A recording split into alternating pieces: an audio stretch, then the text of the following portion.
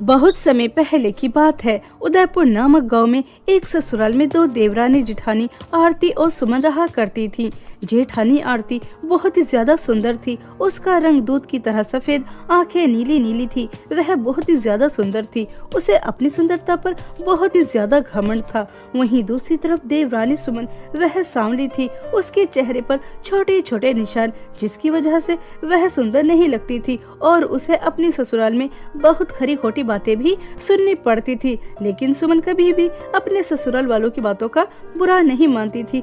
थोड़ा बहुत रोती थी और उसके बाद चुप होकर इस तरह काम में जुट जाती थी जैसे उसे किसी ने कभी कुछ कहा ही ना हो। ऐसे ही समय बीत रहा था। सुमन और आरती की नंद सपना की शादी होने वाली थी। सभी सपना की शादी में लगे हुए थे, लेकिन सुमन घर के काम काज में इस तरह बिजी थी कि वह अपने लिए कुछ खरीद ही नहीं पाती। तभी सुमन लॉन में जाती है जहाँ सब बैठे हुए थे और वहाँ जाकर अपनी सास सुमित्रा देवी से कहती है, मम्मी जी, 2 दिन बाद सपना दीदी की शादी है और मेरे पास अच्छे कपड़े भी नहीं हैं। सपना दीदी की शादी में मैं कौन सी साड़ी पहनूंगी? अगर आज आप शॉपिंग करने जाएं तो मेरे लिए भी एक साड़ी खरीद कर लेकर आ जाना।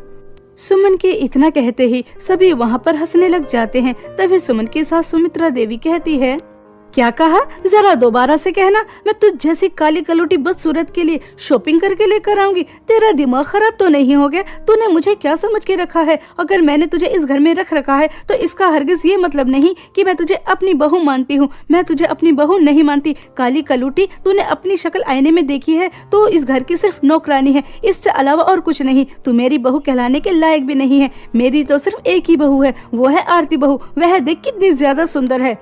वैसे देवरानी जी, आप बुरा मत मानना। आप पुरानी साड़ी पहने चाहे नई साड़ी पहने, लगेंगी तो आप जैसी हैं बिल्कुल वैसे ही। आप साड़ी पहनकर सुंदर तो नहीं हो जाएंगी, बस सूरत की बस सूरत ही लगेंगी। इसलिए मैं तो कहती हूँ, पैसे खर्च करवाने की क्या जरूरत है? जो आपके पास पुरानी साड़ी रखी है उसे ही पहन लेना। क्यों मम्मी जी, मैं सही कह रही हूँ ना? 4 पैसे भी बच जाएंगे। अरे वाह आरती बहू, तुम तो सुंदर होने के साथ साथ बुद्धि भी रखती हो। सुन काली कलूटी, आरती बहू बिल्कुल सही कह रही है। अगर तुझे सपना की शादी में शामिल होना है तो कोई पुरानी साड़ी पहन लेना। मैं तुझे नई साड़ी नहीं लेकर आऊंगी, समझ आ रही है? अब जा हमारे लिए गर्मा गर्म चाय बनाकर लेकर आ और साथ में पकौड़े भी लेकर आना। सुमन हमेशा सबकी बातें चुपचाप सहन कर लेती थी, लेकिन आज उसे यह सारी बातें बहुत ज्यादा चुभती हैं। तभी वह रोते हुए कहती है, मम्मी जी, आपके मानने या न मानने से क्या होता है? हो तो मैं आपकी बहू ही। और मम्मी जी, मैं खुद तो इस घर में नहीं आई थी। आप मुझे अपने बेटे की बहू बनाकर इस घर में लेकर आई थी। लेकिन उस वक्त तो आपको मेरे पिताजी की धन दौलत नजर आ रही थी जो उन्होंने आपको दी थी। उस वक्त तो आपको मेरा रंग, मेरी सूरत दिखाई नहीं दी। मैं इस घर में नौकरानी की तरह रात दिन काम करती हूँ ताकि आप मुझे अपनी बहू के रूप में स्वीकार कर ले। लेकिन आप मुझे अपनी बहू के रूप में कभी स्वीकार नहीं करेंगी, चाहे मैं आपके लिए जान भी क्यों ना दे दूं। ऐसा कहकर सुमन रोते हुए वहाँ से चली जाती है। तभी आरती कहती है, मम्मी, मैं तो आपसे पहले ही कह देती हूँ कि आप सपना की शादी में इस बदसूरत को शामिल मत होने देना। अभी हमारे रिश्तेदारों को कहाँ पता है कि यह इस घर की बहू है। अगर सपना के ससुराल वालों ने इस बदसूरत को देख लिया तो पता नहीं वह क्या समझेंगे। आपकी और सपना की कितनी बेइज्जती होगी। उन्हें लगेगा आपने दहेज के लालच में आकर अपने बेटे की जिंदगी खराब कर दी। अरे हाँ भाभी, आप तो बिल्कुल ठीक कह रही है। अगर वह काली शक्ल लेकर मेरी शादी में आएंगी तो मेरी कितनी इंसल्ट होगी। मेरे दोस्त मेरा कितना मजाक उड़ाएंगे कि एक भाभी चांद की तरह सुंदर और दूसरी कोयले से भी काली। आप कुछ भी करें, लेकिन उन्हें मेरी शादी में शामिल मत होने देना। इस तरह से आपस में सब बातें कर रहे थे। सुमन सबके लिए नाश्ता बनाकर लेकर आ जाती है। अगले दिन सपना की कुछ दोस्त आती हैं। सुमन ही घर का सारा काम करती थी, इसलिए वह सपना के दोस्तों के लिए भी नाश्ता लेकर आती है। सुमन को देखते ही सपना की दोस्त कहती हैं, अरे यार सपना, यह इतनी बदसूरत दिखने वाली औरत कौन है? मैं तो इसके हाथ का नाश्ता बिल्कुल नहीं करूंगी। मुझे काले लोग बिल्कुल भी पसंद नहीं है। वैसे ये है कौन? क्या तेरे घर की नौकरानी है? माधुरी, वो मैं तुमसे कहना चाहती हूँ। माधुरी, एक्चुअली मैं तुम्हें बताना चाहती हूँ। सपना यार, तू इतनी परेशान क्यों हो रही है? मुझे पता चल गया, ये तेरे घर की नौकरानी नहीं बल्कि तेरी छोटी भाभी है। देख, तेरे छोटे भाई के साथ उनकी फोटो लगी है। वैसे सपना, तेरे भाई की तो किस्मत फूट गई, उन्हें इतनी बदसूरत बीवी जो मिली है। तू हमें बताना नहीं चाहती थी ना? चलो दोस्तों, अब यहाँ से चलते हैं, कल तेरी शादी में मिलेंगे, ठीक है सपना? ऐसा कहकर सपना की दोस्त हंसते वहाँ से चली जाती हैं। सपना को अपनी बहुत ज्यादा इंसल्ट महसूस होती है। तभी सपना जोर जोर से आवाज लगाकर अपनी माँ को बुलाती है। सावित्री देवी सपना की आवाज सुनकर तुरंत बाहर आती है। तभी सपना अपनी माँ को सब बताती है कि सुमन की वजह से उसके दोस्तों में उसकी कितनी इंसल्ट हुई। सुमित्रा देवी को सपना की बातें सुनकर बहुत गुस्सा आता है और वह बेचारी सुमन की बहुत ही ज्यादा पिटाई करती है और पिटाई करने के बाद उससे कहती है, तेरी वजह से मेरी बेटी की आंखों में आंसू आए, ये मुझसे नहीं देखा जाएगा। तुझसे किसने कहा था बाहर नाश्ता लेकर आने के लिए? तुझे एक बार की बात समझ में नहीं आती कि हमने कितनी बार तुझे समझाया? अगर घर में कोई नया मेहमान आए तो तू बाहर नहीं आएगी, तू नाश्ता बनाकर किचन में रख देगी, कोई और नाश्ता लगा देगा। लेकिन तुझे एक बार की बात समझ में नहीं आती, तू हमारी बेइज्जती कराने पर तुली है। अब सपना के दोस्तों को पता चल गया ना कि बदसूरत दिखने वाली कोई और नहीं बल्कि इस घर की बहू है। देख, बेटे को आ जाने दे, मैं तुझे क्या सबक सिखाती हूँ।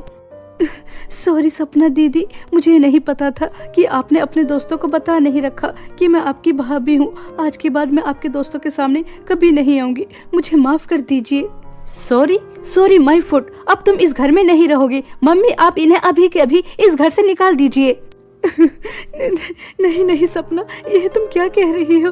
यह मेरा ससुराल है, मैं इसे छोड़कर कहाँ जाऊंगी? और वैसे भी तुम्हें पता है, पिछले साल ही मेरे माता पिता की मृत्यु हो गई, मैं कहाँ जाऊंगी? मम्मी जी, मैं माफी मांग तो रही हूँ, मैं सपना की शादी में भी शामिल नहीं होंगी, लेकिन मुझे इस घर से मत निकालिए। मैं आपके आगे हाथ जोड़ती हूँ, पैर पड़ती हूँ, लेकिन मुझे इस घर से मत निकालिए। मेरा इस घर के सिवा और कोई ठिकाना नहीं है। मन अपनी सास और ननंद के सामने बहुत गिड़गिड़ाती है, लेकिन वह उसकी एक नहीं सुनती। और जब सुमन का पति रमेश आ जाता है तो सुमन को डाइवोर्स देकर घर से धक्के मारकर बाहर निकाल देती है। बेचारी सुमन रोते हुए अपने ससुराल को छोड़कर आ जाती है और सड़क के किनारे पेड़ के नीचे बैठकर बहुत रोती है। माँ, पिताजी, आज मुझे आप लोगों की बहुत याद आ रही है। अगर उस दिन आप मेरी बात मान लेते, मेरी शादी नहीं करते, तो आज मैं इस तरह से दर बदर की ठोकरें नहीं खा रही होती। मैंने आपसे पहले ही कहा था, मुझ जैसी काली कलूटी बदसूरत लड़की को यह समाज वाले कभी स्वीकार नहीं करेंगे, लेकिन मेरी आपने एक नहीं सुनी और मेरी शादी करने के लिए घर तक बेच दिया, सारी जमा पूंजी लगा दी। देखिए नतीजा क्या निकला। अब मैं अकेली रहकर क्या करूँ? मैं आप दोनों के पास आना चाहती हूँ, मैं और जीना नहीं चाहती, मैं मरना चाहती हूँ। कम से कम मरने के बाद मेरी आत्मा को चैन तो आ जाएगा, कोई मेरी आत्मा को ठेस नहीं पहुंचाएगा। काली कलूटी, बदसूरत, मनहूस, ऐसे शब्द बोलकर। ऐसा कहकर सुमन बहुत रो रही थी। तभी सुमन की नजर चमकती हुई दो साड़ियों पर जाती है, जो एक सोने की तरह चमक रही थी और दूसरी चांदी की तरह चमक रही थी। तभी सुमन उन साड़ियों के पास जाती है तो वहाँ पर एक बहुत सुंदर परी भी थी। तभी वह परी सुमन से कहती है, अगर यह जादुई सोने और चांदी की साड़ियाँ तुम्हें नजर आई हैं, तो जरूर ये साड़ियाँ तुमसे कुछ चाहती हैं। मैं कुछ समझी नहीं, जादुई सोने और चांदी की साड़ियाँ और मुझसे ये क्या चाहती हैं? आप क्या कह रही हैं? मुझे तो कुछ भी समझ में नहीं आ रहा।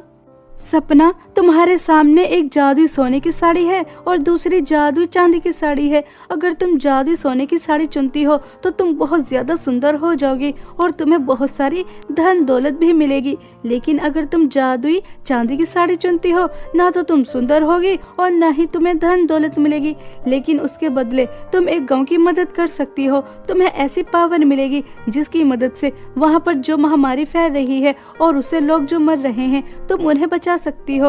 अब मुझे बताओ कि तुम जादुई सोने और चांदी की साड़ी में से कौन सी साड़ी चुनना चाहती हो? परी जी, मैं लोगों की मदद करना चाहती हूँ, इसलिए मैं जादुई चांदी वाली साड़ी चुनती हूँ। आप मुझे एक वरदान दे रही हैं, इसलिए मैं शक्ति वाला वरदान चुनती हूँ। मुझे सुंदरता, धन दौलत, यह सब कुछ नहीं चाहिए। इंसान की असली सुंदरता उसके चेहरे से नहीं, उसके कर्मों से होती है। इसलिए मैं लोगों की मदद करना चाहती हूँ और पुण्य कमाना चाहती हूँ, और यही मेरी सुंदरता है। सपना का इतना अच्छा विचार सुनकर परी को बहुत अच्छा लगता है और वह उसे जादू चांदी की साड़ी दे देती है, जिसे पहनते ही सुमन बहुत ही ज्यादा सुंदर हो जाती है। खुद को इतना ज्यादा सुंदर देखकर सुमन चौंक जाती है। तभी परी सुमन से कहती है, सुमन, मैं तो बस तुम्हारी परीक्षा ले रही थी कि तुम इतनी परेशान हो, मरने की बातें कर रही हो। देखती हूँ कि तुम ऐसी परिस्थिति में क्या चुनती हो, लेकिन तुम्हारा दिल तो बहुत ही ज्यादा सुंदर है, बिल्कुल शीशे की तरह साफ है। तुमने ऐसी परिस्थिति में भी सुंदरता, धन दौलत, यह सब कुछ नहीं चुना। अब तुम जादू चांदी की साड़ी से जो भी कुछ मांगना चाहती हो मांग सकती हो। तुम्हें हमेशा इससे धन दौलत मिलती रहेगी।